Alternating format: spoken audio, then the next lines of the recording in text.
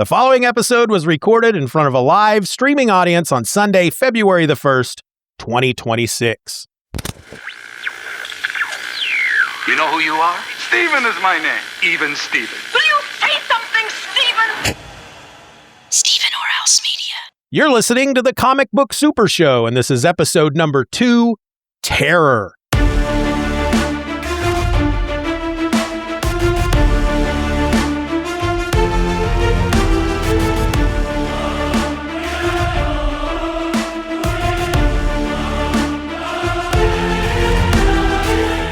Hello and welcome to the Comic Book Super Show. I'm a host. My name is Steven, and 1,000 miles over there to my right is another host, Mr. Ed Moore. Ed, how you doing? I am doing my utmost to keep warm. Yeah, we're actually supposed to get the warmest we've had since the big snowstorm today. It's going to get up to like 40 or 42. Ooh, woof. That actually means some snow meltage there and maybe some ice meltage. Yeah. Shit's going to melt out there. Sorry, I'm looking forward to like 18 and it's 10 now. So, it's, it was, that's how it was yesterday. You know, it's like once it gets above 5 degrees, it's like, oh my gosh, it's like a freaking heat wave. Yeah, really. It's 25 out there right now. Ooh, so. Woof. Okay. Yeah. I'm starting to sweat, actually. No, it's actually decent. Yeah. Yeah. Yep. Yeah, I don't know. We might not, I don't think we have that to look forward to like Tuesday it's supposed to get around there. So nice. We've got a couple days and we'll have a break. But then I think the word is that we're supposed to get more of this kind of weather near the end of next weekend. So yeah. I hope not too bad this next weekend because I'm actually going to try to go down to Pittsburgh again. So okay. All right. Well, before we get into this issue that we're talking about today, I have a bit of feedback for us. All right. Cool beans.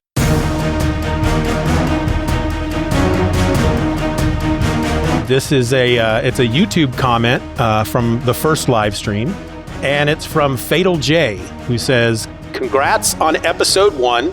This was a solid start. I liked how relaxed the conversation felt and how you let the discussion breathe instead of trying to force a format right away. Going back to Kitty Pryde and Wolverine #1 was a smart choice too. It set a good tone for what this show can be. You can tell this is coming from real fans just talking comics. Looking forward to seeing how the show grows. Great first episode."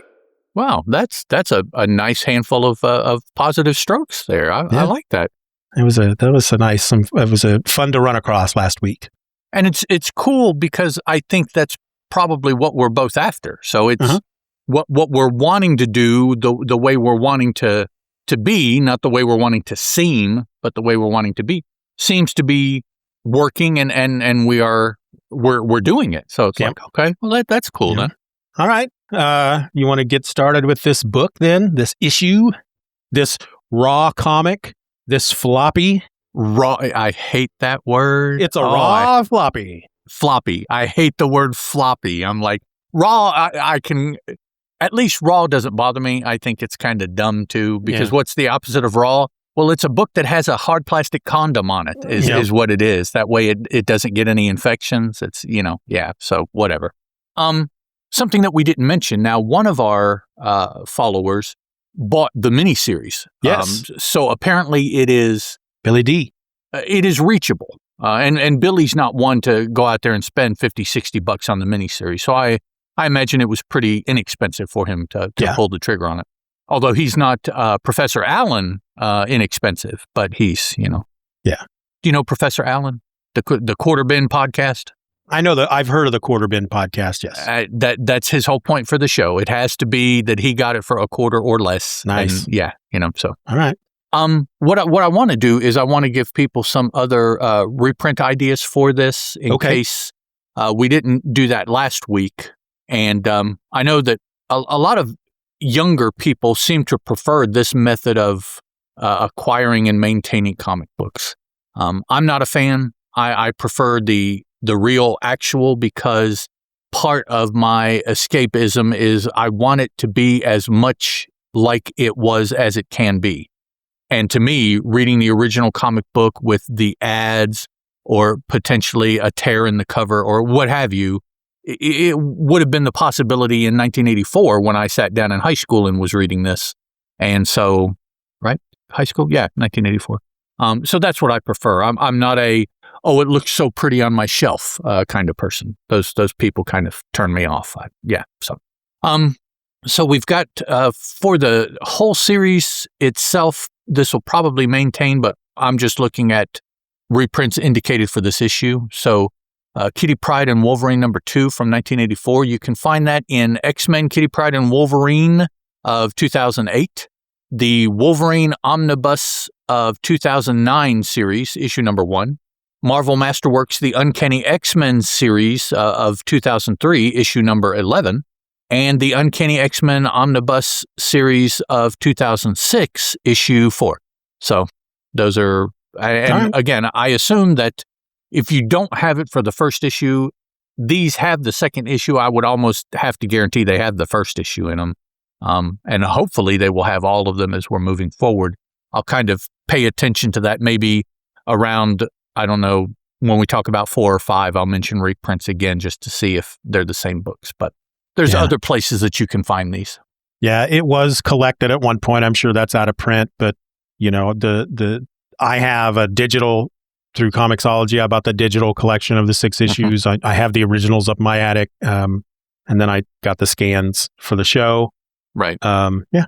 It's funny too because literally the day before I saw that post by Billy D showing that he got the 6 issues, I was getting ready. I saw that you and he had finished your Magazines and Monsters series talking about the Jack Kirby Black Panther.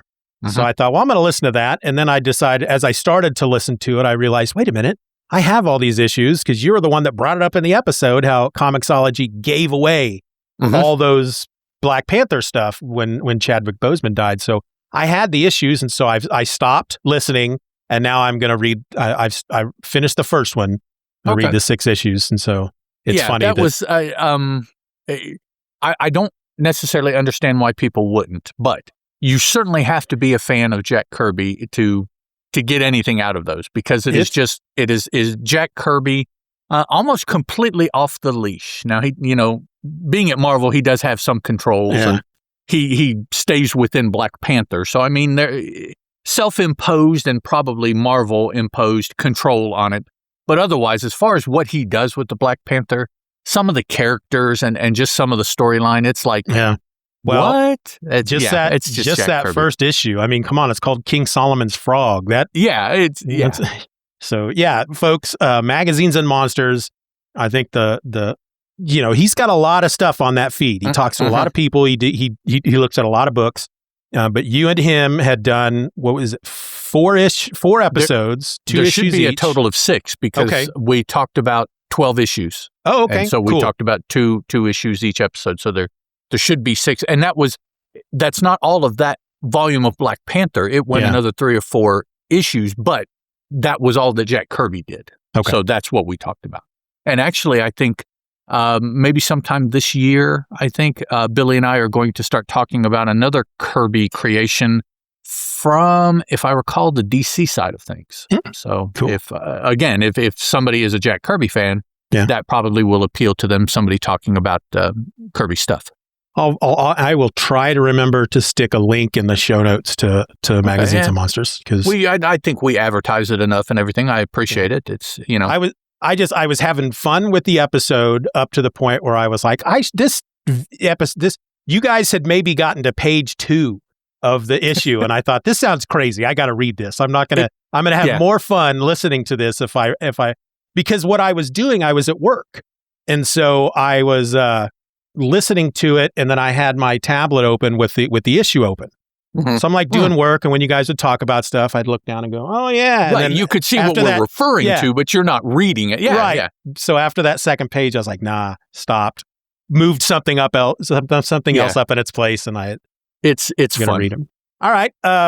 So those are the places to find Kitty Pryde and Wolverine reprinted. Otherwise, as Steven said, we are looking at the originals. Yes. Yeah. If you're viewing the video, you will see the scans as we talk about them, and we will be saving the ads till the end. Okay. I won't mention ads. Okay. Duly noted. You will be struck down. I know. I feel admonished now. It's like, oh, wow. Okay. That's not what I was trying to do. But inside the cover is an ad. Oh, no. I'm sorry. I can't do that. There are a couple of good ads in this one. Because I think there's a Saturday morning cartoons ad that I'm going to really talk about. Yeah, those are always killer because I always watched one network. So those were my quote unquote favorite. I might remember what was on another network, but if there were one or two on a specific network, I just tuned it at 8 o'clock or 9 o'clock, whenever it started, and just ran all the way through to noon when everything went off. So sometimes it'll be stuff that it's like, oh, I never did watch that one because I was watching ABC at the time and it was CBS or whatever. Yeah. I totally skipped around because you had like Spider-Man and His Amazing Friends, I think, on NBC. Sure. But then like Dungeons and Dragons was on CBS and, not at the same time. So I had gotten my TV guide out and I could plan out my day. You knew when to switch. Now, the problem though was for me, and I would imagine for you, you could never guarantee the reception of anything other than what you're watching. If you're watching it, then chances are it's good. Yeah. But I don't know. I don't remember if, on a summer's day, clear Saturday morning, if CBS came in or if CBS had to come in the middle of winter when it was cold and, and so for all of you kids out there, that's what we had to deal with is we got 2 to 4 channels. That's it. And maybe we even had to go outside and physically turn the antenna to improve one of those channels. I mean, it was like way harsh and horrid and so, but what always did come in was PBS. Oh yeah. I don't care what your weather situation, what your antennas are. PBS came in clear as a bell, even though most of the time it's not what you wanted to watch. Yep. It was there.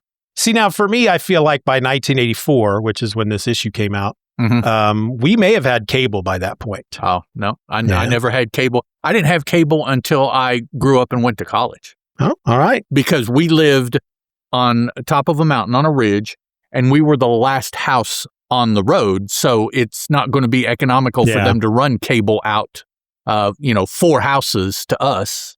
So we never had it. I went to school for years hearing people talk about these shows, and I'm like, I have no way of getting that. I don't know what that is.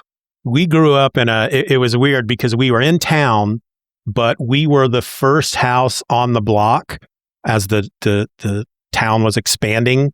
Mm-hmm. And so for most of my childhood, it was like 3 lots in front of us right across the street were empty with trees. So it was like being out in the country in the front. Mm-hmm.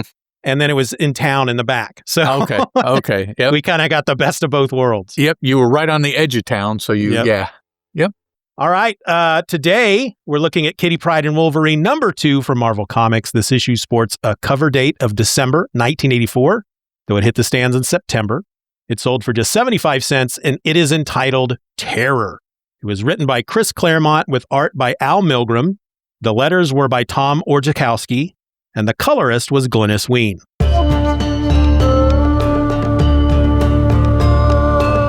After discovering her father's issues with Japanese gangsters, Kitty fights back and escapes. But Ogun wants her as his payment for helping Shigematsu, and so he finds her and he takes her. Meanwhile, Wolverine has arrived in Japan. Kitty is broken down in stages, first mentally as her memories are erased, and then physically through relentless training at the hands of Ogun. When it's over, she emerges a lethal ninja, loyal only to her master. Meanwhile, Wolverine invades Shigematsu's home, asking for answers about Kitty, and then Shigematsu and Ogun arrange a meeting with Wolverine for the next evening. As the issue ends, Ogun tells Kitty that he has a new enemy, and she will have to kill him. Ed, what did you think? I enjoyed it. The place in the X-Men mythos that the story fits into, I have always been a fan of. It's very fundamental for the Kitty Pryde. I don't think she really goes by Kitty anymore. Is now, because this is the changeover from the 12 to 13-year-old girl who we first encountered running around in an X-Men story while they were trying to recruit Dazzler, to the Kitty Pryde that you see now that has run her own school for mutants, has captained a team on several occasions, even for a little while broke off not wanting to do the X thing, living in Chicago, and spent time as a bartender, I think, was her job. And the adult, like you and I, Kitty Pryde now, this is the change. This is her, what would it be in Jewish culture? The bar mitzvah, right? Not Bat the bar, mitzvah? but the bar, I think, for a female. This is her, this story is her transition from childhood into adulthood. So I enjoy it. I have always enjoyed it. And I certainly understand and enjoy its place in the X-Men story as a whole. Yeah, and as I was reading this one, I couldn't help but think, last episode I said that this was my first comic that had Kitty Pryde in it. Mm-hmm. But now knowing that she was in the comics for 2 or 3 years before this, I feel like the whole segment where she's being transformed would have hit me a lot more had I had more experience with the character. Right. That whole segment brought to mind a couple other things as I was reading it, because I read it this morning. And I'll throw those out there if I can remember where I was this morning when I was reading it. I probably have forgotten already, but we'll see. And also, I can't help but think Chris Claremont kind of did this again in the 90s with Psylocke, taking a very non-ninja character and turning them into a psychic ninja. Not in the same way, not for the same reasons. Right. The final product, yes. But the journey, he went a completely different route with the journey. And the journey was, in essence, maybe it was clear to Claremont at the time, but it has confused and continues to confuse people to this day as to what exactly he did and didn't do and what and did and didn't happen. And it wasn't just her physical capabilities that changed. It was her physical appearance that changed. Her appearance, her capabilities, the bodies were involved. So it was like the mind, soul, and body of two people.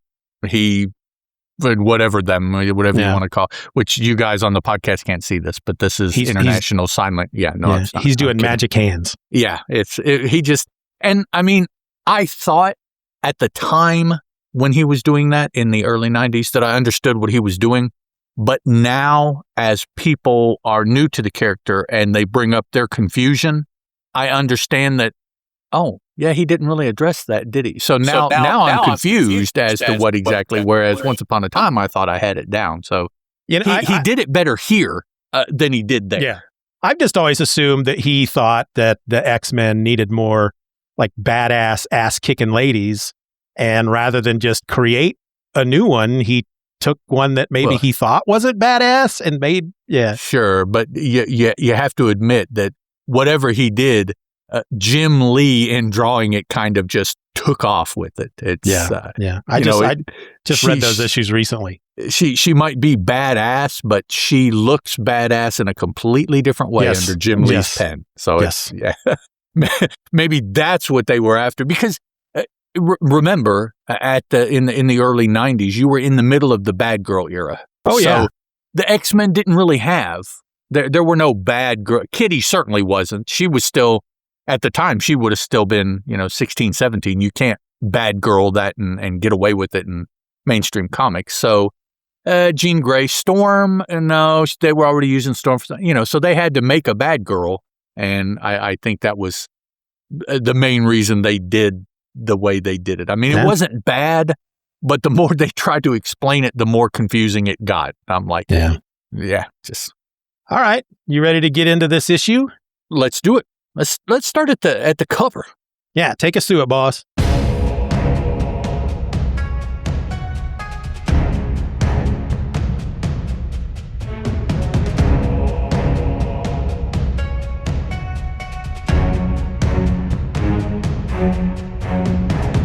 The cover's really cool, I think. The cover essentially is a face with an angel and demon motif, but a smaller character on each shoulder. So you've got the main character that is split on the artwork. It's Kitty Pryde's face on the right-hand side with Wolverine on her shoulder. And it is, let's see, can I say who this is? Did they say by the end of the issue who this was? Yeah. Oh, yeah. Okay. This is Ogun wearing his red mask as the main head. And then I believe it's him as his ninja self, his normal training as the little character. Yeah, it's definitely him on the shoulder, but I think it's still Kitty in the mask because she does wear the mask by the end of it. No, you're right. Yeah, that would make sense. One person with the angel. And okay, yeah, I'm sorry. She's wearing the Ogun mask, which creeped me the hell out back then, man. That devil mask. It's pretty funky. It's pretty funky. I don't quite understand, but I believe there is a Japanese belief reason why the mask is the way it is and why he used it. And the main reason I say that is because in subsequent appearances of this character, he always has that red mask on. So I know that there is a lot of in Japanese folklore demons and masks that represent, because I'm sure that there are different types of plays, and they'll do it in movies and TV shows where the mask represents something, but the mask off is completely different. I mean, it's much more than like we do with a superhero wearing a mask to hide his identity. A lot of times in Japanese culture, the mask is the identity, and to show that is who they are, they wear that mask. Yeah. To me, it sounds different. I might not be describing it very well, but there's much more to the mask, I think, in a lot of portions of Japanese culture than there is to wearing a mask for us here in the West. Yeah, and the split cover thing, they did that with the last issue as well. Mm-hmm. But it was splitting Kitty Pryde. She was walking across the cover, and the one half was Chicago or Dearborn, Illinois, or whatever, and then the other half was Tokyo. Right. Yeah. It was more like a scene. Yeah. It was more like a scene break. She's here and then she's traveling there or what have you. Whereas this is her. Yes. This shows either a change or a break, or maybe just a dualness in her.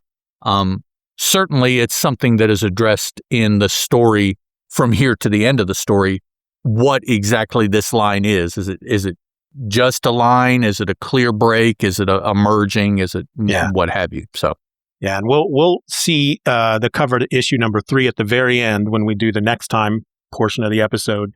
It too has a line divided down the middle, but it doesn't. There's not. It's like we'll see it, but it's like they went, well, we put a line in the other two. We got to put a line in this one. Yeah, let's keep that motif going. It doesn't do anything with this issue. Yeah. But yeah.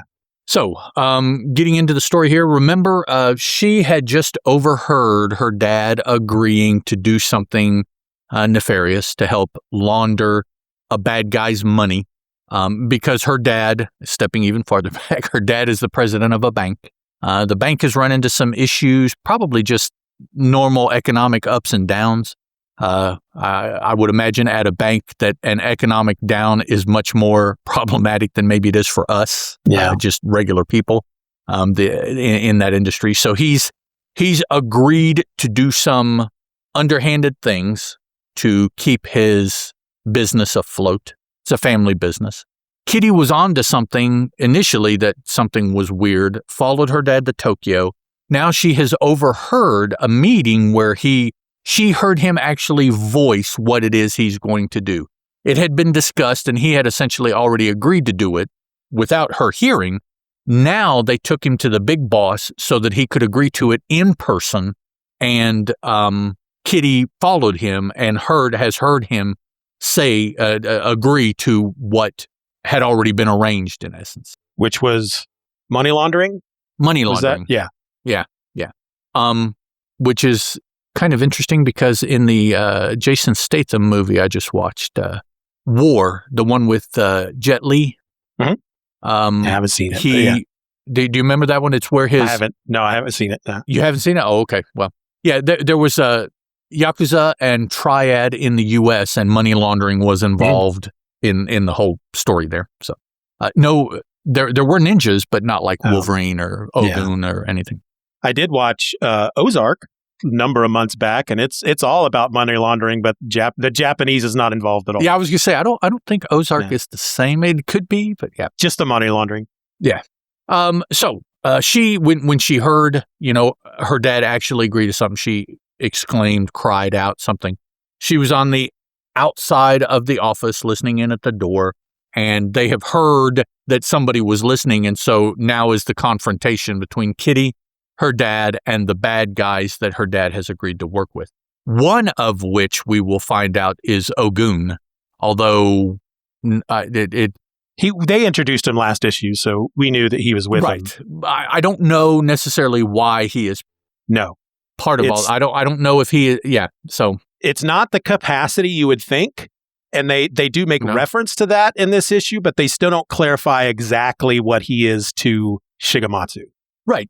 My question when they had their little confrontation was, well, if that's the case, why are you even there? I mean, what necessitates you being part of all this if that is your place in the relationship? It was kind of odd. Yeah, he's paying him for something. We just don't know what. Right. So we have the confrontation with Kitty, who we know at this point. Well, if you are an X-Men fan, you know at this point. Now, if you're reading this book for the first time and this is your first exposure, you probably don't realize anything about Kitty other than what you have seen in the book, which this has not been really covered. It does come up now, is that she's a full-fledged X-Man, and essentially she has gone through all the physical and psychological, but that doesn't play a part too much, but all the physical training that all the other X-Men have as well, as far as being able to handle herself, the different martial arts, using her powers on and off to give her physical advantages and things like that. So she makes mention that she was trained by somebody who is the best at what he does or something, which is a reference to Wolverine. She uses his name. Okay. And we know that he is aware that something is up from the first issue too. So yes. Yeah. I don't know that we necessarily saw what he was doing. I don't remember in the first issue. I don't think so. He just knew something was up. Yeah, he was smoking that weird cigarette or cigar or whatever, and he had a muscle shirt on. That's all we know. Just relaxing, yeah. Yeah. And now we've seen him mentioned, and we saw him, which, if for those of you that didn't know, he was on the cover. He was the little guy in the outfit on Kitty's left-hand side. So the three muscle attack her, one of which is pretty obviously a sumo wrestler, because he's 2 to 3 times the size of the... Actually, these three guys put me in mind of the 3 bad guys that Spider-Man faced from the Magia really early in his career. Yeah, they had a name too, and I can't think of what it was. Yeah, there was a cowboy, there was a dandy, and then there was a big bullish kind of tank dude. And they were, I forget, they were muscle for the Magia, and early, like in the first, 15, 20 issues of the first Spider-Man, that he ran into them. So Kitty, I don't know, she handles them pretty well. She, in trying to get away here, I guess, I'm not sure why she decided to knock down the head guy, Shigematsu, but on the way out of the office, she does. She knocks down the 3 that are chasing her, and in getting away from them, she knocks down Shigematsu, which I don't know if Kitty understands necessarily, but that is like the ultimate insult in touching him. So now I would imagine he will do anything that he can to catch her. Whereas before, it was one thing, she just escaped, she's better than my men, okay. But she touches him and knocks him down, and so that's an honor kind of thing, and so she's ratcheted up the reasoning that this man would want to find her, besides anything else going on. She runs out the door, runs by her dad, doesn't even talk to him. He tries to talk to her, which I'm thinking, dog, what are you going to say? I mean, if she knows what you're doing, how are you going to come back from that? Her and her dad are estranged enough that only in the last 10 to 15 years have they had any kind of reconciliation in the comics. They stayed out for a long, long time. And even now, as an adult, there are a lot of things apparently that he did that she is iffy about getting past. It's more like, I accept the way that you are, let's move forward, rather than a bunch of forgiving of the family member and moving forward. Yeah. So their relationship is still really odd to this day. Not necessarily just because of this, but overall the relationship between she and her father. Well, and I have to imagine what he would say to her at this point would just be him trying to justify, you don't understand it. I had no choice. We were going to lose the bank, blah, blah, blah. But doesn't he understand that if she stops to let him explain, they're going to grab her? Well, yeah, that too. And maybe he knows that. Maybe he wants her to, maybe he wants their help in stopping her so that he can explain, thinking that will make everything okay. But I mean, it won't, because she still has knowledge that that Shigematsu does not want anyone else other than them in the room to have. So even if she does stop or they do catch her, it's not going to be good for her. So how does he not understand? My daughter, run and get the hell as far away as you can. And here, I will stand in the way and stop them. You're my child. You go, so yeah. Which I will say, I don't have a daughter. I would be a completely different dad if I had a daughter. I have two sons. So here we see Ogun is helping Shigematsu stand up. And we see a little back and forth. Shigematsu refers to Ogun as an employee, someone that's working for him. And Ogun quickly tells him, no, that's not the case. I'm not that guy. And I actually kind of resent the fact that you think I'm that guy. So a little... Yeah, and even says, do not make the mistake of addressing me as such. Mm-hmm.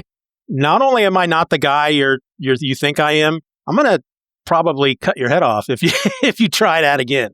Well, if he has any understanding of who Ogun is, then that is implied. I mean, it's not even something that he has to say. But what he does say, Ogun, is that for services rendered, I will take the girl. So don't worry about her. Don't chase after her. She's mine. I'll get her.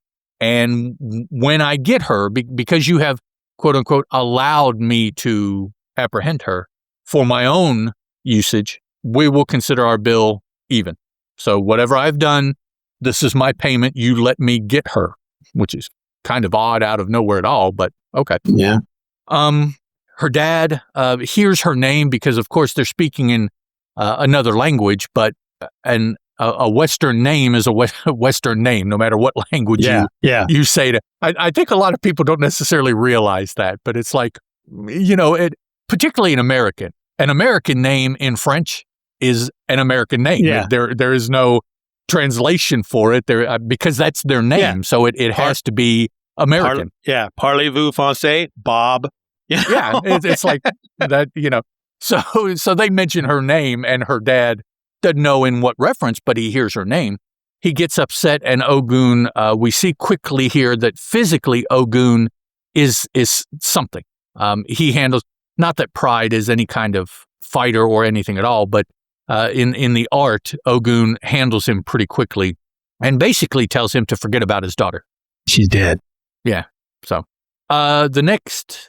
let me say real quick, because I don't think they address it in this issue. I don't know if they address it at all in the entire 6 issues, but you get the feeling that Ogun knows about her mutant ability, and that's why he wants her, because with the ability to phase through objects, she's going to be the ultimate ninja. Oh, yeah, absolutely. But I don't know how he knows that. I don't know if that's even a correct guess, but that's just the feeling that I've always got, that he knows about her powers, and that's why he wants her. That's why he wants to convert her, because she's going to be the ultimate weapon for him. I would have to say that even in as much as they show us in this issue that Ogun is a supernatural being of some amount, some nature, whatever, perhaps that is what allowed him to understand more about Kitty. Yeah. Even though she's a mutant, she's not magic, she's not, so maybe the fact that he is what he is allows him to recognize other as well. other than human. They are other. Maybe I don't know what they are, but I know they're not human. He's got such a deep spiritual connection to the world around him that he can just sense it. Yeah. The Comic Book Super Show will return after these messages. Do you like comic books? What about comic books from the 70s? Well, how about sword and sorcery comic books from the 70s that feature a certain barbarian from Cimmeria who seems to spend most of his time wandering the earth, scoring with babes, and fighting wizards and monsters and such? If all of that sounds fantastic, then come explore the Hyborian Age and tread the jeweled thrones of Earth with me, Stephen Orr, and the Hither Came Conan podcast.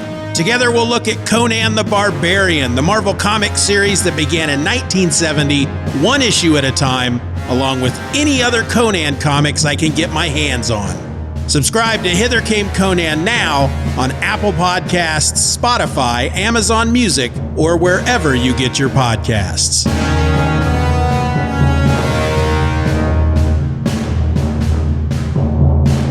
Enough talk! Remember, the 5th of November. The gunpowder treason and plot. For I know of no reason why the gunpowder treason should ever be forgot. Coming soon to the Magazines and Monsters podcast feed. A deep dive into one of the best works of Alan Moore's career. Join me, Billy D., and my co-host Dr. Ange as we explore the incredible series V for Vendetta.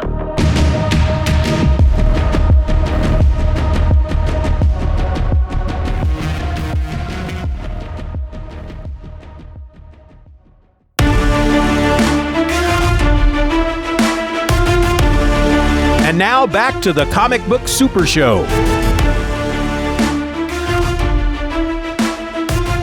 Now, if he didn't know, he would have to suspect something, because she quickly, as soon as she gets away from everybody, starts using her power. Yeah. So he stopped to talk to her dad briefly, but that was so quick that as soon as he stepped outside that office and started looking around and not sensing her or hearing her, something freaky is going on with that girl. What did she do? Even if he was just a regular human. But the next page and a half or so, we see her using her power. She's up in the upper floors of a building, and so they use it kind of as a comedic moment, as she, rather than the normal way, she's a mutant. She hides just as the normal course of her life. She doesn't want people to know what she can do because it always causes problems. But here, she is so fearful that she just does it. She starts phasing through the floor after floor after floor after floor, not worrying about what the room is that she's phasing into, just dropping down to the next floor, probably grabbing a breath, phasing to the next floor, grabbing breath. And she does this repeatedly. And you see the reactions of, actually different people on just about every floor that she phases into. She gets to the bottom, presumably a basement, a sub-basement, who knows. But she finally gets to the bottommost point of the building and stops. Now, she's already physically suffering. She's jet lagged. She hasn't been able to get a whole lot of sleep. She probably has tetanus or diphtheria or whatever from running around in the sewers all night long. And they tell us repeatedly that she has a case of the flu. Yeah. I suspect that is, rather than saying that she caught something from running through everybody's poop, they just use the flu as the fact that she's sick because, So that's gross otherwise. Yeah, a little bit easier to explain to the kids why she's sick. Well, she has the flu. No, she has aspirated other people's defecation, and so now she's at the bottom in the mechanical portion of the building, and we see someone. Have we made the connection with this person in the mask yet? I don't think we have in this story, have we? Okay. So the red mask that is half of her face on the cover, someone in a suit, which oddly enough matches the suit that Ogun was wearing pretty closely. Also phases into the, I don't know, he drops down from the ceiling. So I don't know how he got there. surprises her, blows some kind of smoke into her face, some kind of powder, smoke, whichever, and she collapses, presumably unconscious. So this was some kind of, sleeping powder that. So he's acting, although he's not necessarily dressed like it, he's acting very ninja-y, which I suppose is apropos for a Western comic book based in Japan in the early 80s. It's only a matter of time before, thanks to Frank Miller, we run into ninjas. And, I don't know that it would necessarily happen today if the story was written the same way, but then ninjas were all the hype. They were on TV, they were in movies. We even had American ninjas at the time. They were all over the place. They really diluted the power of the ninja. Now, I will say that this, actually, that movie War that I was telling you about with Jason Statham, they did a really good job using ninjas. Okay.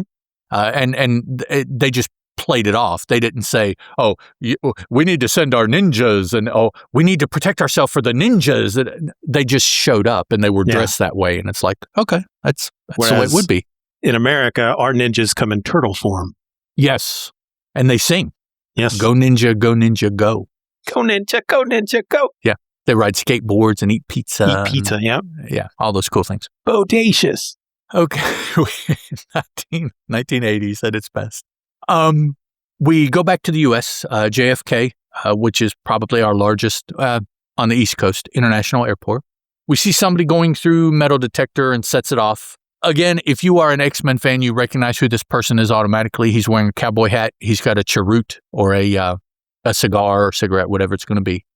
Going through metal detector and setting it off. Well, we obviously know who that is. He gets questioned, what are you carrying? Empty your pockets, whatever. Finally, he tells him, dog, I've got metal implants in my bones. I can't, you got to let me pass because I can't take them off. All the documents are in my passport about, what I have and why I need it and whatever. So I love this scene because that's frankly, all I ever had to read was this one scene in this one book. And I never have to question how he gets on and off airplanes again. Oh yeah, no, He carries documents because what happened, he knows is going to happen. So he has to have something for, could you please step over here? Or can you imagine what it must look like on the x-rays that they go through now? It's his whole skeleton. Yeah, if the metal detector doesn't do it, it's like, what the hell is in there? Yeah, are those knives in his hands? What is that? On? Sir, can you step over here, please? That's,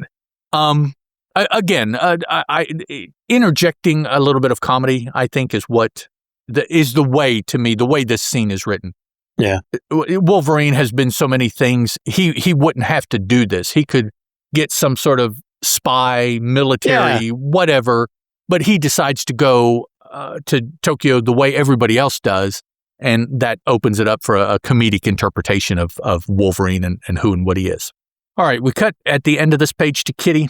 She is in a spotlight from above, and she's just standing there. She says she can't move a muscle. Now, these next things are, when I read this as a whatever grade in high school, it would have been, I think, 2 years before I graduated, so that would make me, a sophomore or a junior, depending on how it works out. I didn't understand necessarily the significance of the next several pages for other than the art, what happens. But in the next several pages, Kitty is literally cut down from what she was to a tabula rasa or a blank slate, so that whomever this is in the red mask, and we still don't know the two where the two come together, the red mask and who he turns out to be yet. But there are several pages. Let's see, 2-3 pages of the teardown. And what it is she is standing in this pillar of light. So it is only her. And essentially the only thing she can see or be aware of is what is in the light. What is outside the light she can't know about. And so she's standing in a pillar of light that's, at the base maybe 6 feet wide. So all the way around her, she is aware. Beyond 6 feet in any direction, let's say, she has no awareness. It's black, and that's all she knows. So things start happening to her from out of the blackness to her awareness. and piece by piece, what she is cut away. Someone dressed as a ninja with this red mask jumps into her frame of light, her visual light, and cuts her outfit off, her skating outfit that she has been wearing since she left the U.S. It's the only thing she had. She then is made to bow. She is further paralyzed by a feather stroke to her neck. Now, all of this is happening with a ninja and a katana, but there is no physical damage to her. So it's cutting off her outfit without cutting into her, and not cutting off her outfit in a sexy way. It's nothing like that. A lot of people will tell you that Chris Claremont was a pervert, particularly when it came to Kitty Pryde, but this, I don't think there's anything overtly perverty or Epstein-y. Can I use that? Can we make that an adjective now? Yes, please. About what's going on here. It's more, to me, it's more disturbing because she is paralyzed and can do nothing but succumb to what is happening to her. She has no control or, what is it? The modern term for agency. She has no agency whatsoever. And so nowadays, in particular, this would be, to a lot of people, a much more terrifying sequence than potentially what it was at the time. Yeah. But this individual jumps out, cuts off her outfit, strikes her in the back of the neck that paralyzes her vocal cords in the back of her neck. I didn't know that was a thing. But now, again, she's already paralyzed. She can blink, she can talk. But now, in essence, her outer clothing has been removed, although, again, it's not here. It's just symbolically here. She is made to be mute where she can't talk. She is struck in the back of the knees so that she has to fall to her knees, and she is on her knees now in this circle of light. Then through several sword strokes, her hair is trimmed back, which there are people and there are cultures that put everything that they are into their hair. So that is being removed. Another sword stroke to the back of the outfit to further remove the top portion of her outfit. And then the final stroke is a touching of her forehead that renders her unconscious, but also susceptible to be, what we see on the next page, taken to this very matrixy learning kind of place. Now, is this psychological? Is this a spiritual, a mystical kind of? Other than the effectiveness, it's not really addressed how this is done. You get the sense that you don't know how much time passes, but you got to assume it's maybe even within the same day that she's just, he's giving her 14 years worth of training in the span of an hour or whatever time. Yeah. Remember, we saw Wolverine. He was leaving the U.S. We'll say that that's approximately the same time that Ogun grabbed her. Okay. Yeah. I'm sure the trip is in the teens of hours, 13, 14, 15, 16 hours by plane to Tokyo. We don't know when he sees her, but we do know when he decides to do something upon arrival, which you can assume, since he's looking for Kitty, he wouldn't have waited 2 or 3 days. As soon as he got into town, he would have gone to try to sniff out her trail, literally and figuratively, sniff out her trail. So we're looking at a day, maybe a day and a half 24 hours at the most, that the tear down and the building up of Kitty has occurred. Now, the tearing down of Kitty probably was just minutes at a time. It would not have been anything that was required extensive amounts of time. Now, the building up would, because as we see, she is being trained. And the key part of any kind of training is repetition. So the more time she has to repeat what she has learned, the better she gets at it. So that definitely would be a time suck, is just the amount of time it would take her, even in her own head, to go over and over and over and over things until the muscle memory was in place and you didn't think anymore, you just did. And that's in essence the next 1, 2, 3, 4, 5. It ends in 5. So the next 5 pages of the story are her being built up by Ogun, which I'll just go ahead and say, minus the mask. The dude running around with the red mask is Ogun. I don't know, the evil Ogun, or I don't necessarily understand the difference, but because you're probably just getting ready to say it. He's not wearing the mask at all during the training sequence. No, here he is just a sensei. He's just dressed as one would a sensei, and he is training.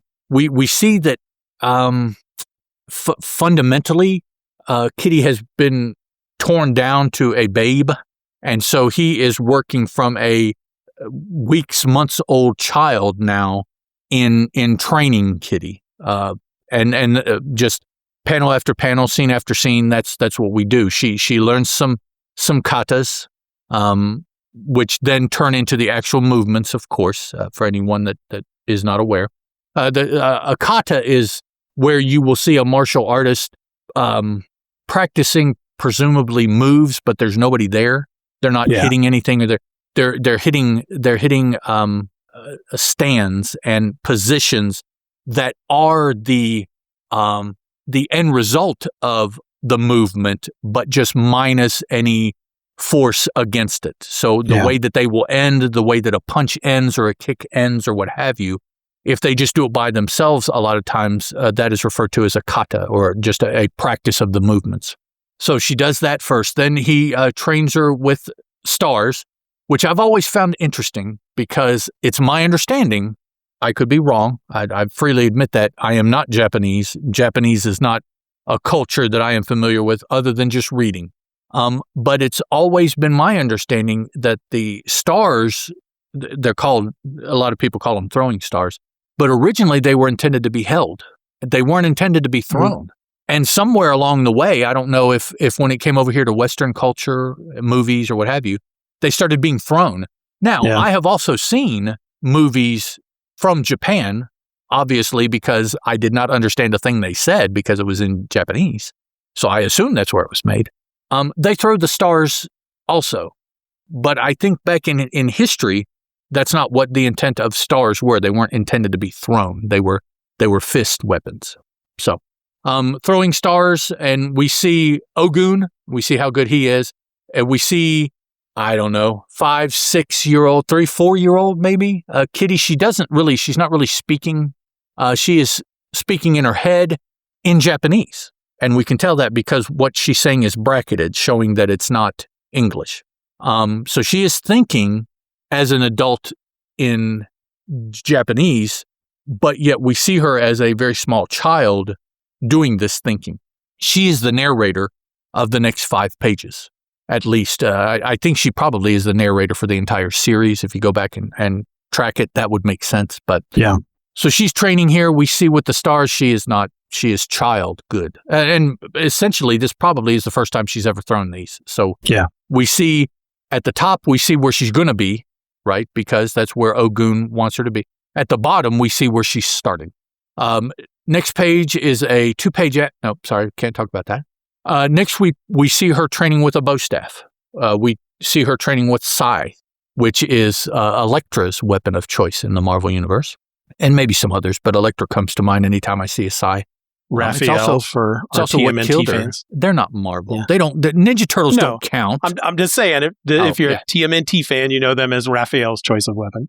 A bow. Bow staff was Donatello. Okay, and then the Scythe is another one. The sword is one, and then nunchucks is the fourth one. So. The sword is Leonardo, bow staff is Donatello, Scythe is Raphael, and the nunchucks are Michelangelo. There we go. All of the what kind of artists were those? Not romantic. Artists. I forget Renaissance. Yeah, maybe Renaissance artists. So next, she is practicing. It says tiger claws. Now, I can't really tell. To me, tiger claws are the thing that you have in your hand that come up over your knuckles, kind of like Wolverine's things. I thought those were tiger claws. You can kind of see them. It makes it look here, like her hands have claws on them, basically. Yeah, where he's doing the wrestling move on her here, you see she's got these long extended fingers. And those aren't aren't normal fingers. So maybe that's just a conflation of the two, and the artist just put them together. But she's practicing with some other weapon. She's calling them tiger claws. We can't really see it. Ogun is defending himself with a sword, a katana, more than likely. I don't know that I can tell, but the mission is for her to sneak up on him. Here we see her finally using her power because she's descending. She has come through the wall up high or come through the roof, and she's trying to sneak up on him. When Kitty phases, presumably it doesn't really make any noise. So she's sneaking up on him. She's got these tiger claws. It's a little confusing. She's approaching him from above, but yet she attacks him from below. So she would have had to phase all the way down through the floor and then come back up through the floor. I don't know. But she grabs him. She does surprise him. She grabs him, his legs. But being who and what he is, he quickly overpowers her. And he uses a pretty commonly used wrestling move here, and I can't remember off the top of my head what they call it, to subdue her. So she's close. She did surprise him, but she didn't win the conflict between the two of them. Next page, we see her. She has improved with the throwing stars. She can match what Ogun is doing. Next, we see them sword fighting, and it is real sword fighting. Apparently, he's not holding back because he delivered a killing stroke, but because she can phase, the sword went right through. So this is real. She can be hurt, but he can't necessarily be hurt because she's not good enough yet.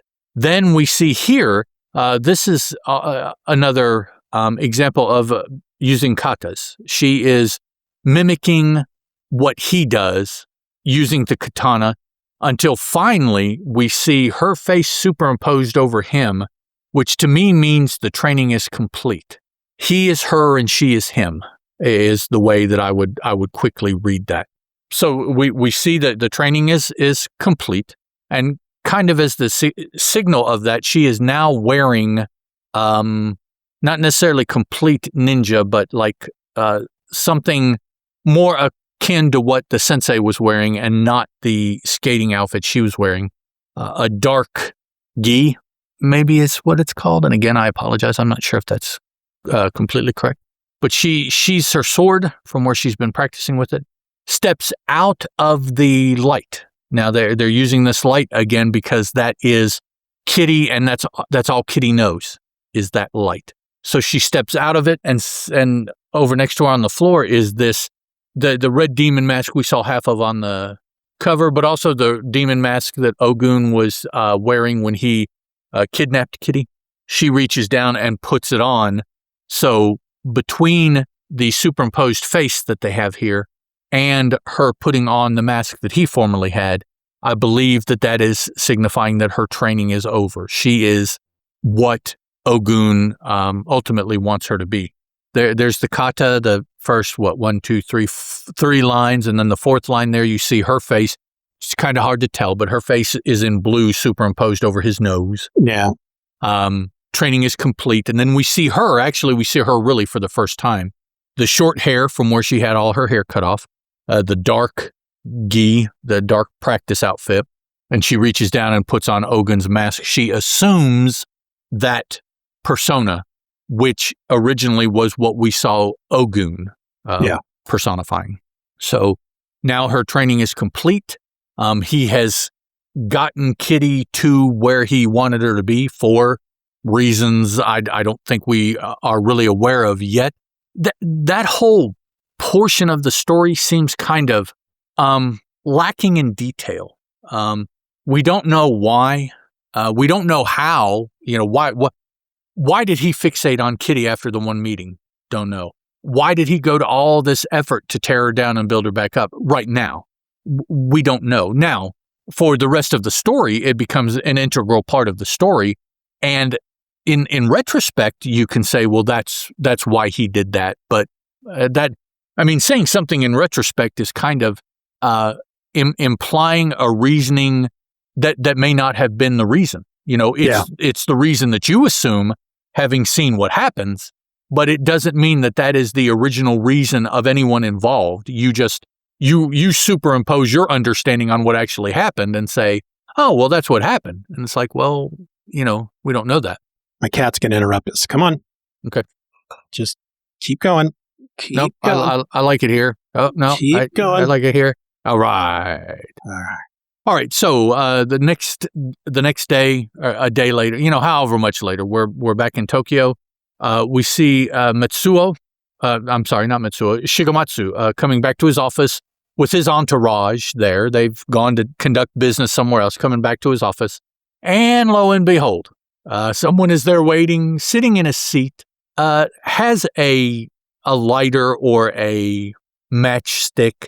I figured that what he was doing was he was probably actually lighting a cigarette. Yes. He didn't care that they could see him. He says, evening, gents.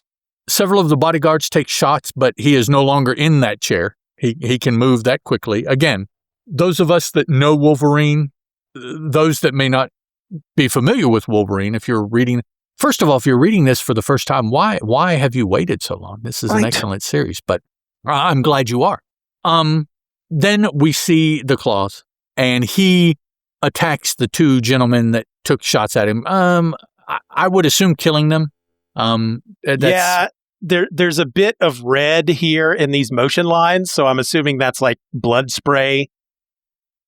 He could have done anything. He could have cut the guns. He could have cut their hands off. He could, I imagine that he killed them.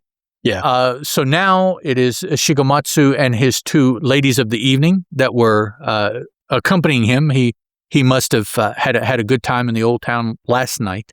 But come to find out, no, actually, they are hidden in that they are, and I'm throwing up quotes here. Nobody be pissed at me. They're just females. And I should know this. What are the ladies of service called in Japan, Steven?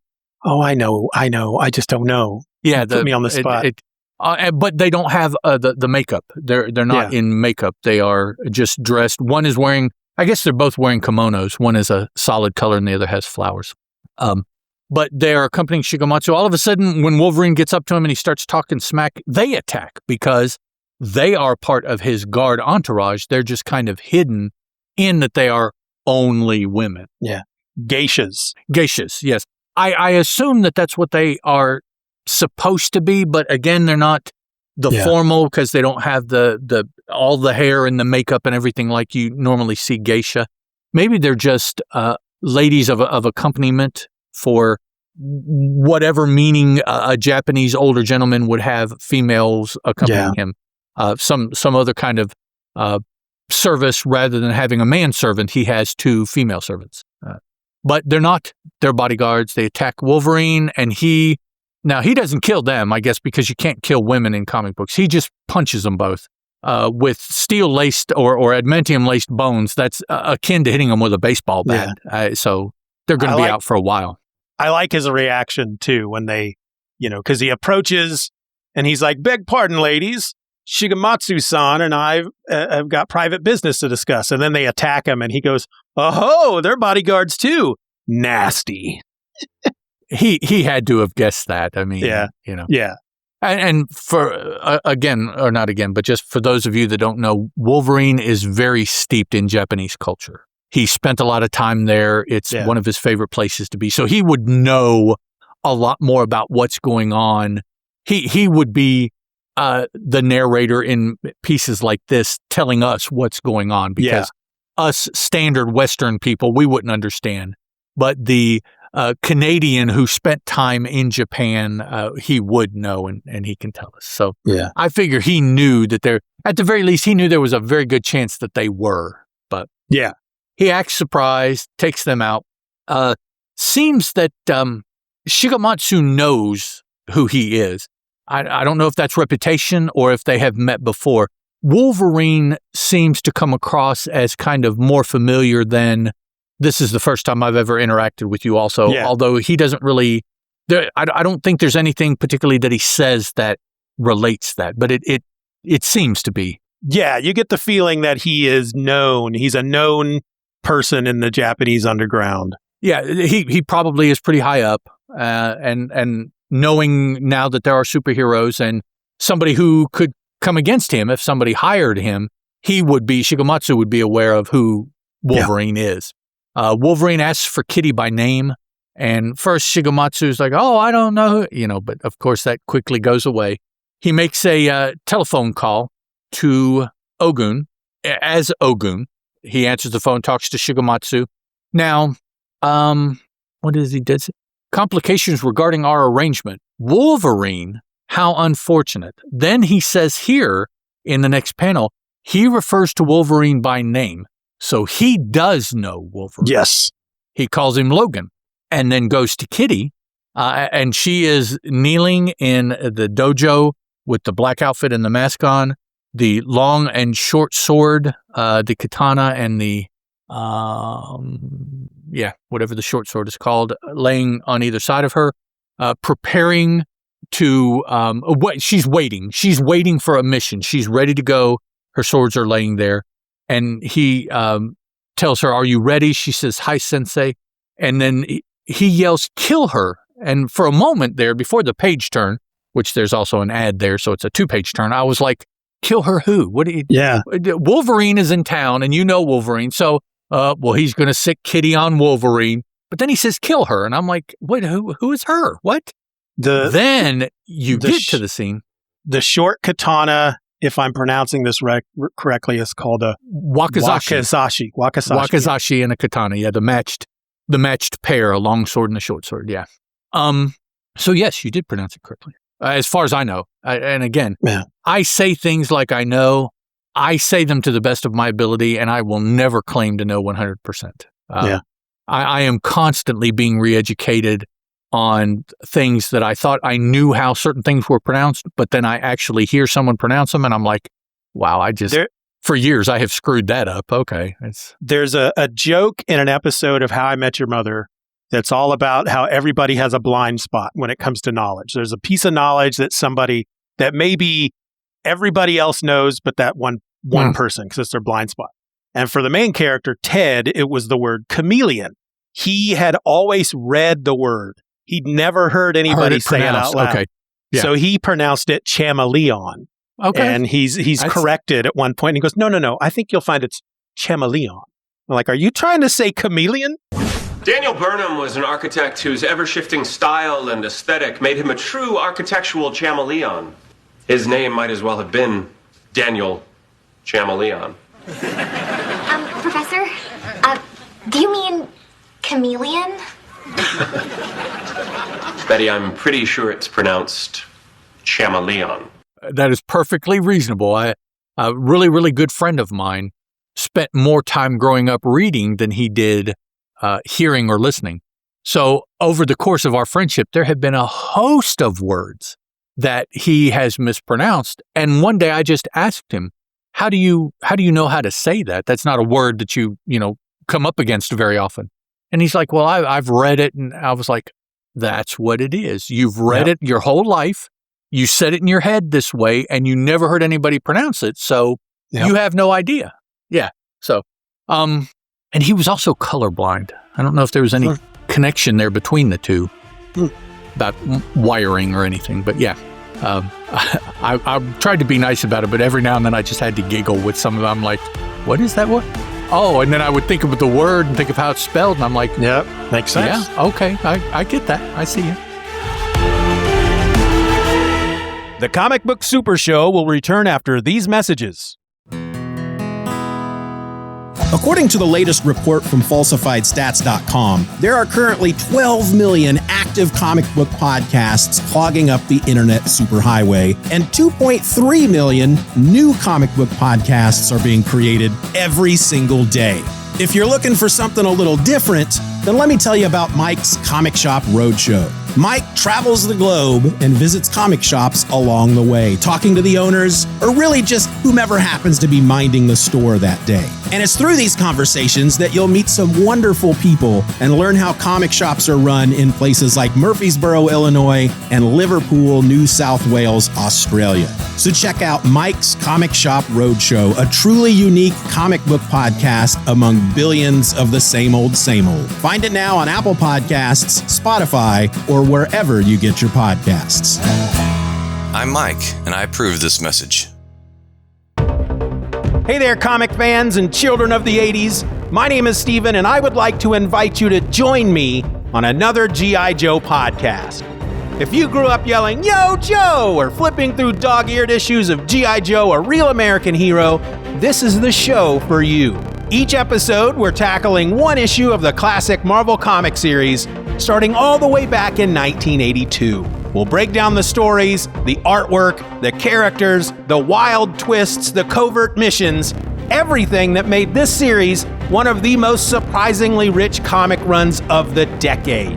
We'll follow the rise of Snake Eyes, the schemes of Cobra Commander, the battles, the vehicles, the ninjas, the chaos, and the totally over-the-top, totally awesome storytelling that defined 80s action. Whether you're reliving your childhood or discovering these comics for the first time, I'm here to guide you through it all with excitement, insight, and plenty of nostalgia. So grab your gear and join the team, because the mission begins now. Yo, Joe!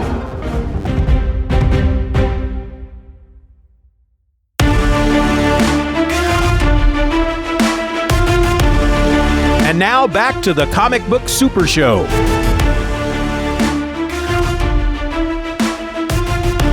So we find out, sorry for all the asides, guys. This is part of our friendly banter that one person that listened liked. So yes, we'll run with it. Our tangenting. Yes. Now we see Killer. 2, 4, 6, presumably ninjas. That's the way they're dressed. Drop out, pop up, come from behind, whatever, and attack Kitty. I guess Ogun, I don't know. Maybe this is her warm up to send out, rather than like athletes and wrestlers who will go and they'll pump up a little bit before they get into their actual event, so that's why they come out all sweaty and everything.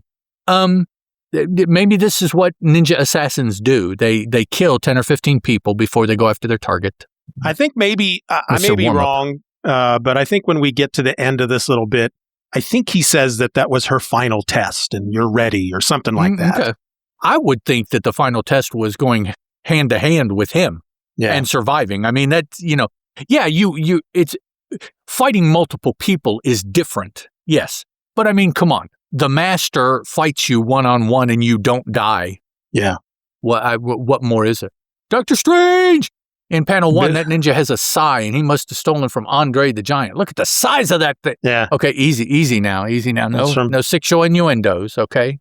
That's just because the sai is big doesn't mean anything else, Billy. Come on now. It's Billy D on the YouTube. Yeah, but that's a big sai in that guy's hand. That's big. Yeah, they extend maybe the length of the hand if you hold him, but yeah, this dude's is like he's just a little guy.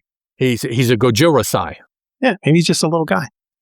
So they attack the demon mask wearing Kitty, and it doesn't do anybody any good. She phases here at one point and really freaks the dude out because he wasn't aware she could do that. Using another weapon that we haven't seen previously, the scythe.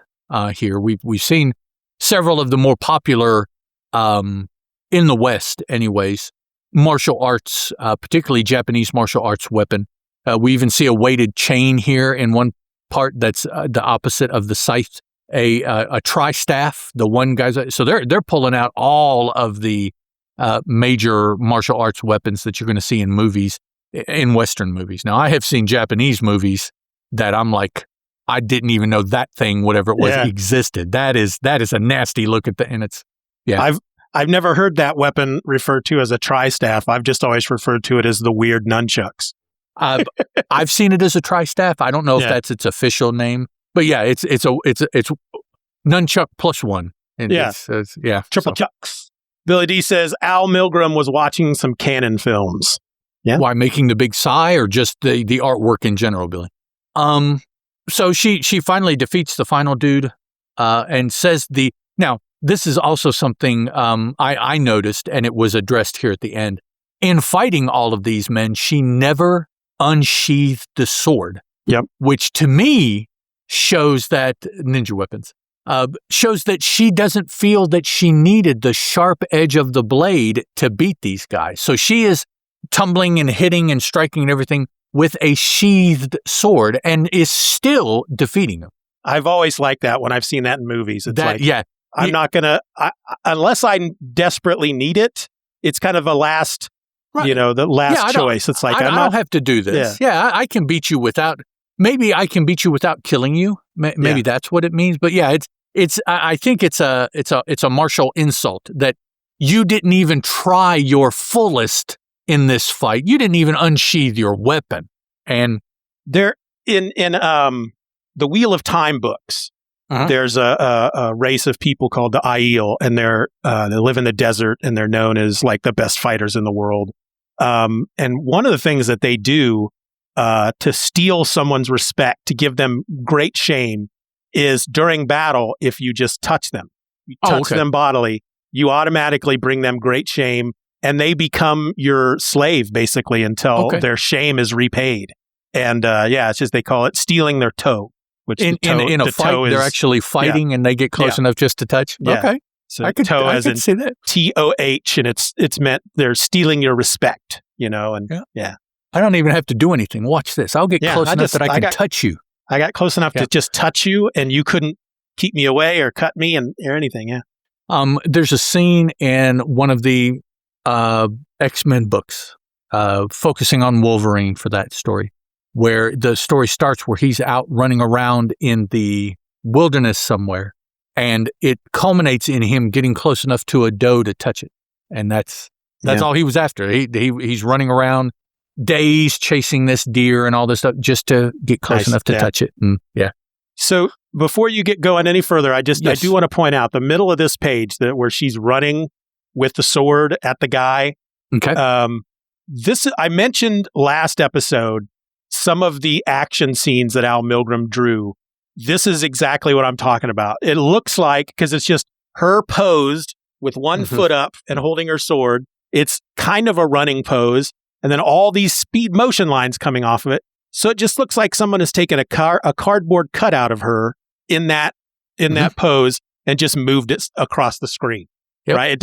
It doesn't give me any sense that she's moving her body. It's that this silhouette is being moved, like really poor animation, basically. Of all the hundreds of camera angles that there could be, the easiest to show what is going on is probably this that he's used here. Yeah.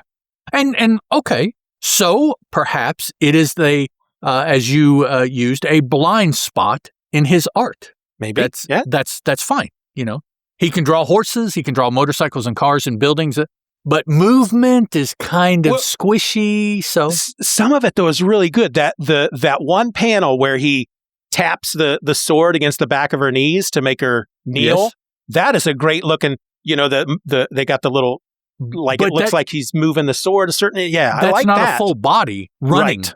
I mean, this is a whole different level of movement. And I know this isn't the first time in this series that we see something like this. We'll see it again. No. Or if it's not a weakness in his art, it could be a speed issue. To get the artwork in because of a time crunch.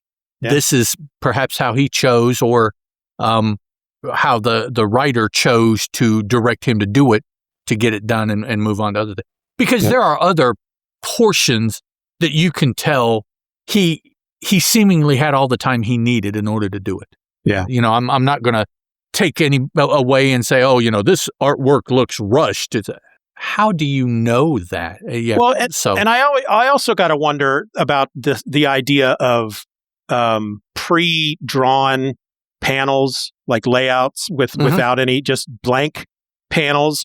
I came across, while I'm reading the Man of Steel collections, the John Burns, there were like 2 issues that he did in a row, and I think one was a Superman issue, and then one was an Action Comics issue, where there was one page that was on both issues were laid out panel-wise exactly the same, and the very bottom panel was this long, narrow panel that just had somebody's face in it, and it was so full of word balloons. They were talking that you couldn't even see most of their face was covered by the word balloons. And I thought, the first time I thought, well, that was weird. And then when I saw it again in the next issue, I'm like, that's even weirder. I wonder if he's just using, one of the reasons he's so fast is because he spends time he's just got these pages that are already ready to go with the panels, and then he just fills in with the art. Right. Could be. Yeah. And so you get to something like this, and it's like, okay, well, I need to, this is like the only choice he could really do here in that space. So,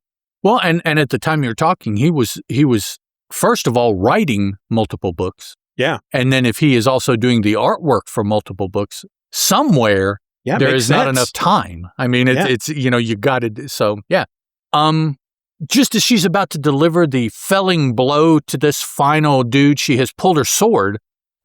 She didn't choose to kill anyone else.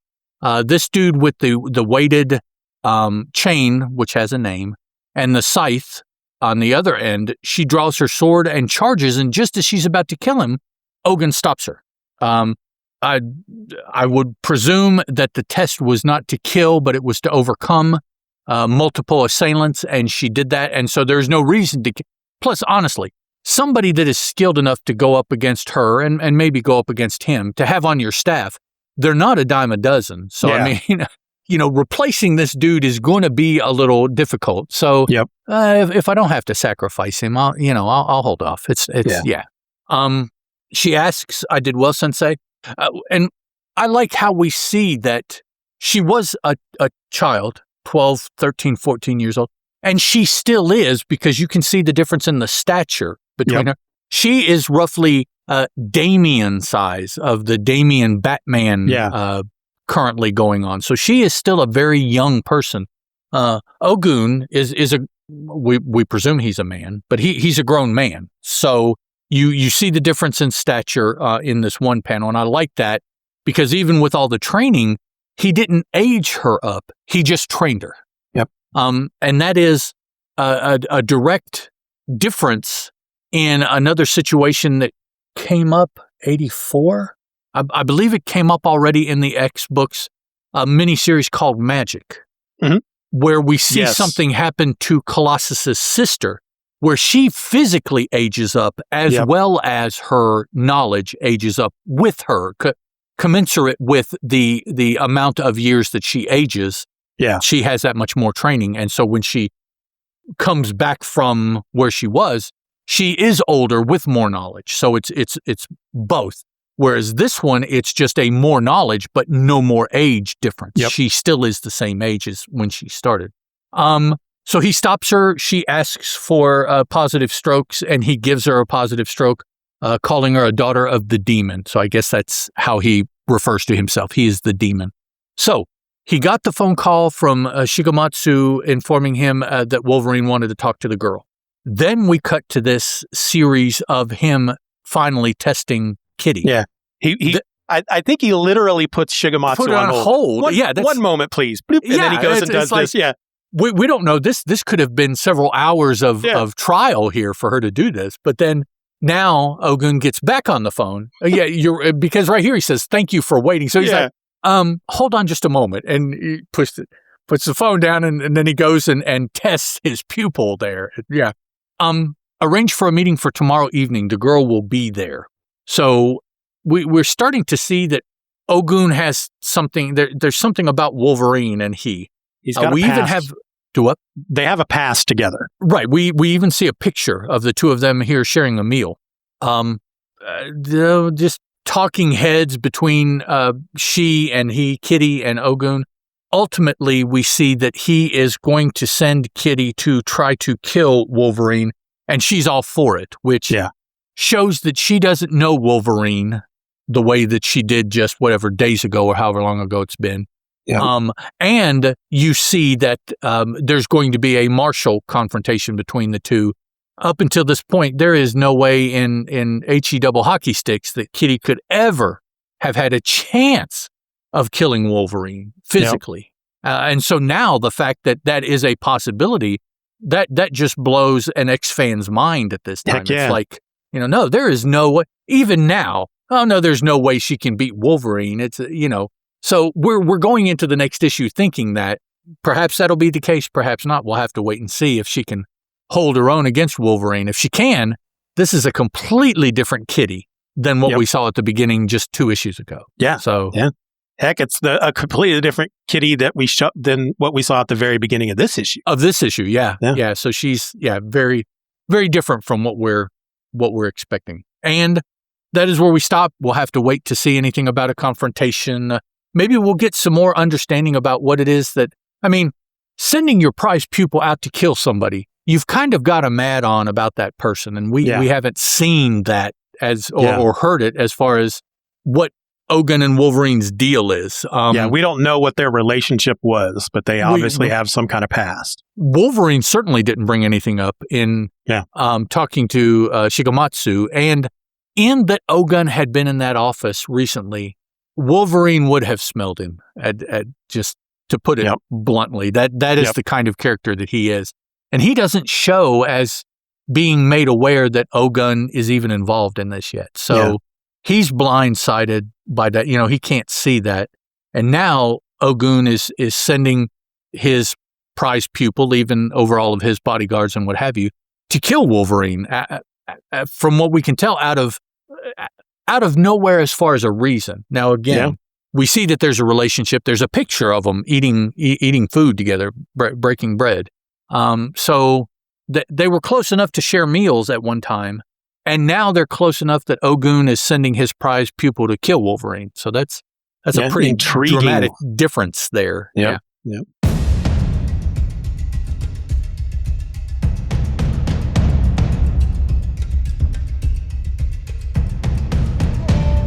All right, let's look at some ads. All right, ads. And then we'll talk about our last final thoughts on the book. Okay. So we get this is the same ad we had in the previous issue. It's the Super Mario ad. So let's skip that. This is sideways. This is we get an Oreo ad. Imagine Oreo cookies everywhere. It's one of those find the pictures within the picture. And you're supposed to find all the Oreos. You can color it. Yeah, color the Oreos. You know, color right in there. Yeah. They're very obvious to find, but it tells us if you turn the page over that there are 62 Oreos plus 25 in package. There's 62 out? Really? I didn't think there were that many, but okay. And 25 in this okay, I see the package here. But it's like the rest of these equals 62? That's an awful lot. Okay. Unless they're counting the 25 in the package. Well, since they said it specifically, I would say not. How many Oreos can you find? The cat's eyes are Oreos. Yes. The flowers are all Oreos. The blooms. The record on the record player is an Oreo. Yep. Yeah, they're all over the place. Our next ad is a ad for Saturday mornings, starting Saturday, September 15th on CBS. CBS, yes. We've got Muppet Babies, which I was known to watch. So I would have been 12 at this time. Okay. So Dungeons and Dragons was a big favorite of mine. Pole Position I watched. I remember Pryor's Place. The ad features Richard Pryor front and center, and he's like holding, I don't know what that's supposed to be, that he's holding a TV maybe, and I don't know, but all the shows are coming out of it, whatever it is. This is, I think this is Richard Pryor pre-Freebase, I think. Maybe. He looks like Richard Pryor here.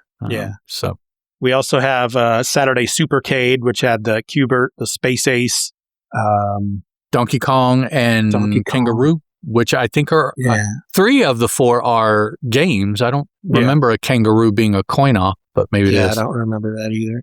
But yeah, of all these shows, though, that they're showing, there's also something called the Get Along Gang. I don't remember ever watching that. Yes, that's... but Dungeons and Dragons, I definitely watch every Saturday, and Pole Position, I definitely watch every Saturday. And I know I watched some Muppet Babies. There probably wasn't anything else on, but Muppet Babies was fun, even for a 12-year-old. Yep. Let's see. Then we get a Saturday morning ad for NBC. Mm-hmm. It's laid out like a comic book. A lot of shows here I didn't watch. There's a Kid Video. Did not watch that. Mr. T. I'm sure I caught that every once in a while. The Mr. T cartoon. Snorks. I watched it enough to know what Snorks is. Pink Panther and Sons. Didn't watch that. There's a live action thing called Going Bananas. It actually looks like a mix between live action and animation. Spider-Man and His Amazing Friends. Heck yeah. Watch that every Saturday. Yes. The Smurfs. I watched the Smurfs. I would catch always enjoyed the Smurfs. I'd watch some Smurfs. And then Alvin and the Chipmunks, which I watched that too. And then there's a little bit for the One to Grow On that they'd put on every once in a while. Right. The little PSAs. We have a Secret Wars ad, but not for the comic. It's for the toys. Right. And we've got the Doctor Doom action figure front and center. I had some of these toys. I had Dr. Doom. I had Iron Man, the black and white Spider-Man. I had Wolverine. He was my favorite because he came with the claws that you would attach to the back of his wrist, and I would put those on my G.I. Joes. Okay. Which was always fun. But they all came with these shields with those like holographic lenticular motion picture changing things. We had Captain America. They made a Daredevil, which I feel like we had, and they made a Falcon, but those two never appeared in Secret Wars, so that was weird.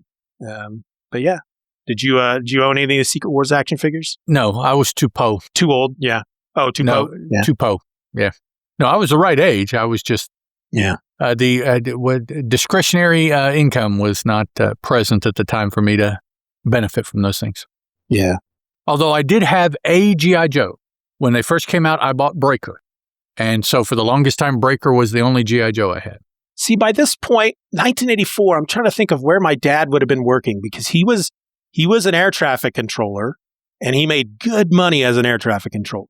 But then, of course, by 1980, they were on strike and they all got fired.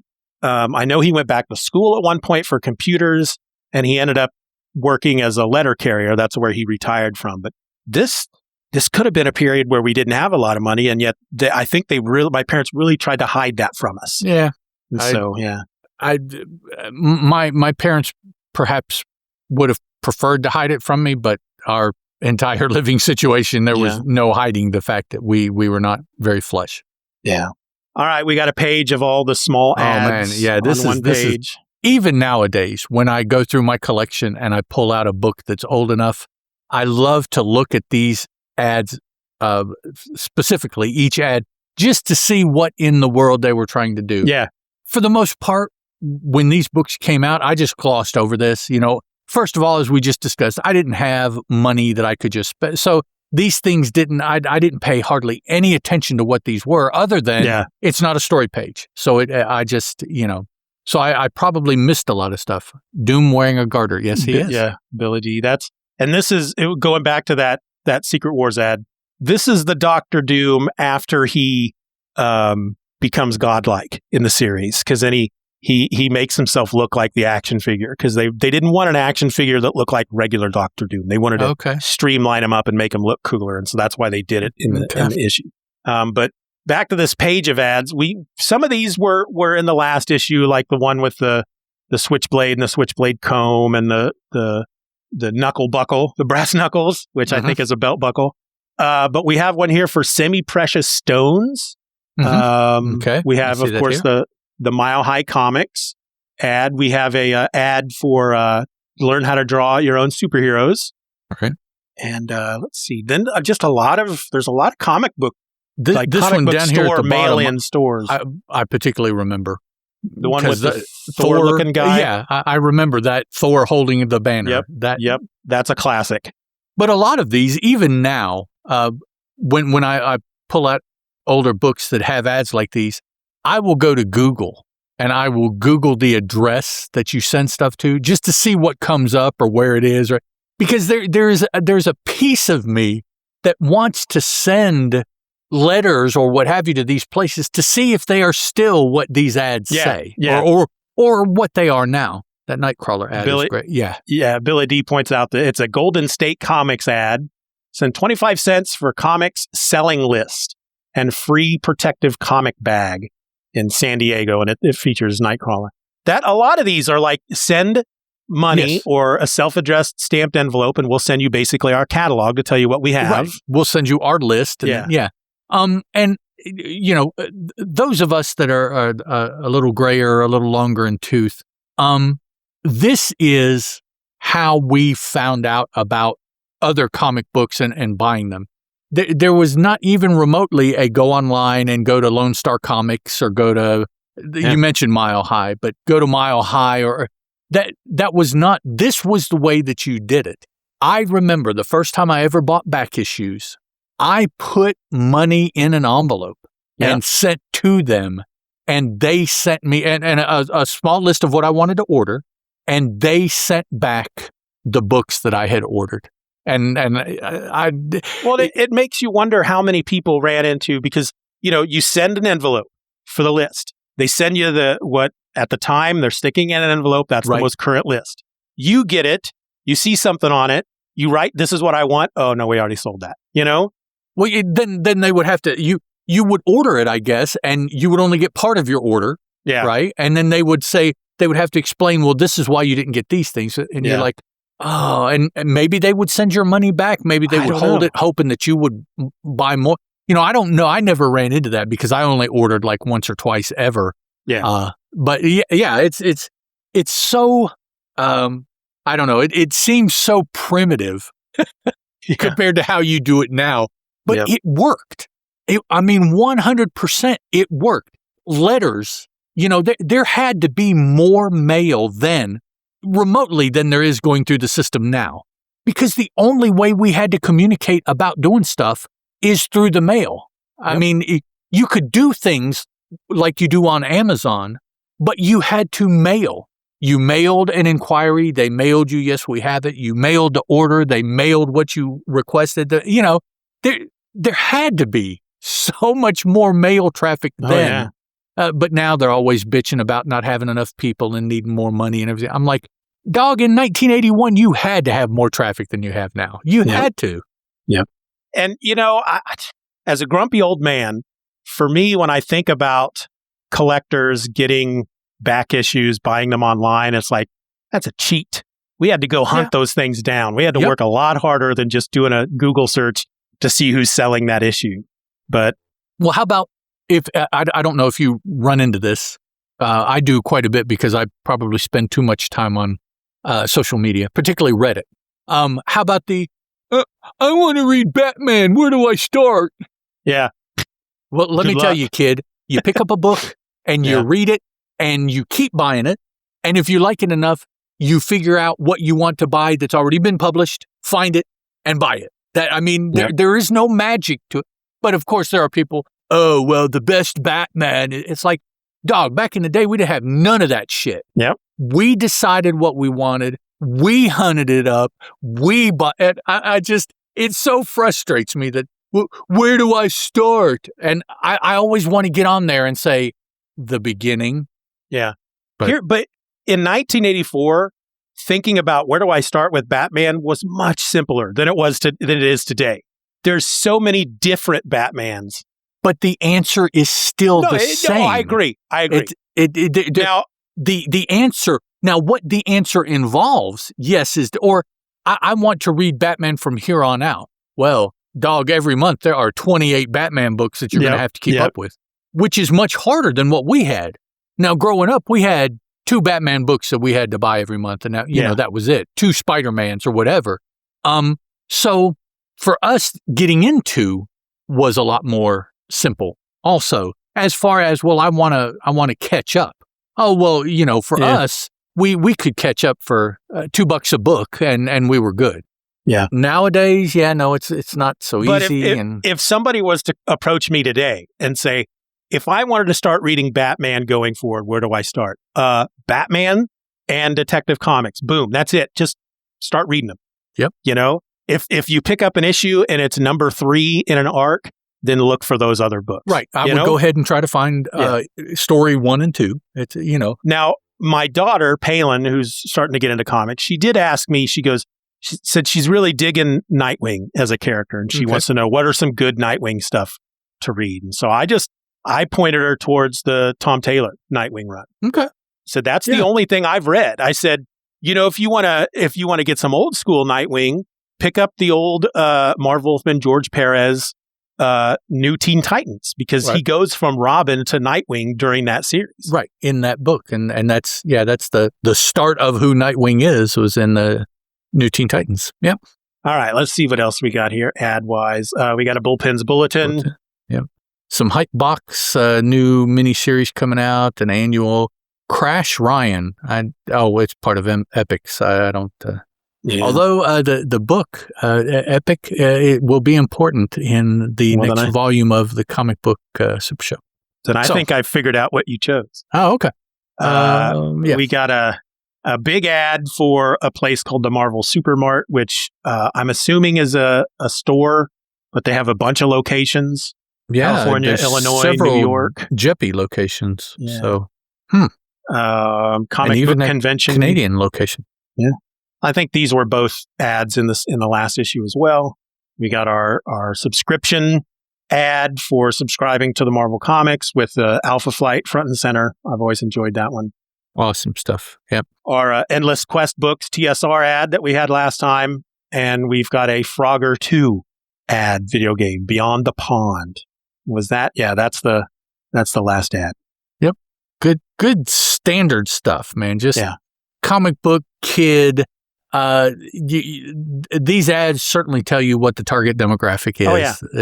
It's like video games, Oreos, where to get back issues, where to subscribe to Marvel Comics, and cartoons. Cartoons. Yeah. Yep. Nowadays, the ads are all for other books, and I'm like, right. Well, it's you don't have to do that because chances are, if I'm a fan, I already know about these other books anyway. But yeah, just a different mindset. A different demographic, also target demographic than what we have now. So yeah, it's just a different, if you look at everything in the comic book, it makes it feel different than what they feel like today. And that's the main reason why if I want to read older stuff, and I get the actual comics to read. Yeah. Now, some stuff like Golden Age Superman, it's a little harder said than done. So, you buy the Omnibuy or omnibuses or, so. Yep. All right. Anything else you want to say about this issue? Any final thoughts? No, sir. It was fun. Continuation of the first issue. I like that. It definitely feels in line with where we started with the first issue. Story is flowing through now 2 full issues. Definitely looking forward to reading more to see what Ogun's beef is. Yeah. We have questions that need answered. What's the relationship? What kind of past does Ogun and Wolverine have? Why was it seemingly friendly at one point, and now Ogun wants to kill him? Right. And then it ended on such a great note. Oh my God, Kitty Pryde's going to go try to kill Wolverine, and she may actually be able to accomplish it. Or is Wolverine going to have to kill Kitty? Right? Yeah. Oh man, Yep. That's something. The way everything's been set up, it's like, oh, Kitty's going to be able to hold her. But what if Wolverine has to make a call and he has to kill her, like he did Jean Grey in the movie? It's like, and something that readers who may be used to Wolverine now, something that they need to understand about this time, Wolverine's healing factor was not then what it is now. No, he's been hit by they say that as long as there's just one cell left, he can regenerate. A drop of blood. Which whatever. I find ridiculous. I always preferred this version where there still was the threat that he could be killed, and that if he was wounded enough, his healing factor took a while. That's the thing as well nowadays. It's like you cut off his arm in one panel, and 2 panels later, it's grown back. Yeah. And that's not the way it was back then. In matter of fact, if he got so wounded and his healing factor really had to work overtime, that tend to be what would put him in his berserker feral rage type of thing, because his body is trying to heal, and so he's just turned into an animal. And that's what the X-Men 205, my favorite single issue of an X-Men comic ever, that's what that issue's all about. Yeah, it was handled a lot more realistically, which is a funny thing to say. Than what it is now. His worry was taking too much damage because he could be killed. Yeah. Whereas also we saw at this point that it would take him a while. We would see him continually still injured in stories after a major fight, as he just hadn't finished healing yet. Yeah. So where it's gone from he's hard to kill, but that's still going to be a threat, to just almost impossible to kill. Yeah, impossible. So, all right, let me wrap this sucker up then. Alrighty.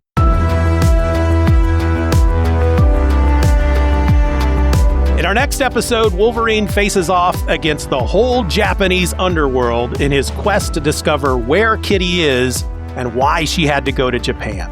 That's coming up on episode 3 when Ed and I take a look at Kitty Pryde and Wolverine number 3, Death. So until next time, folks, I'm Steven, that's Ed, and this was the Comic Book Super Show. Thanks for listening.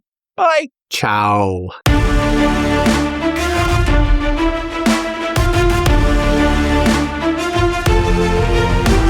We want to thank you for listening to this episode of the Comic Book Super Show.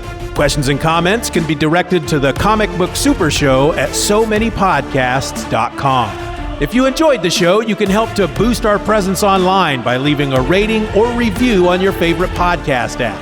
I also invite you to join our subscription program, Steeven or Else Beyond. And in return, you'll get episodes of the Comic Book Super Show early and ad-free. Check out the link in the show notes, or just go to beyond.steevenorelse.com to sign up today. The Comic Book Super Show is a presentation of Steeven or Else Media. For more nerdy content just like this, check out somanypodcasts.com. All links will be in the show notes. I just don't think I can move through life knowing that a guy named Steeven did this to me. How could you let this happen, Steeven? Steeven! Thank God. I had a horrible feeling I was going to be the only one here. Want a piece of fruit? Am I Team Edward? Yes.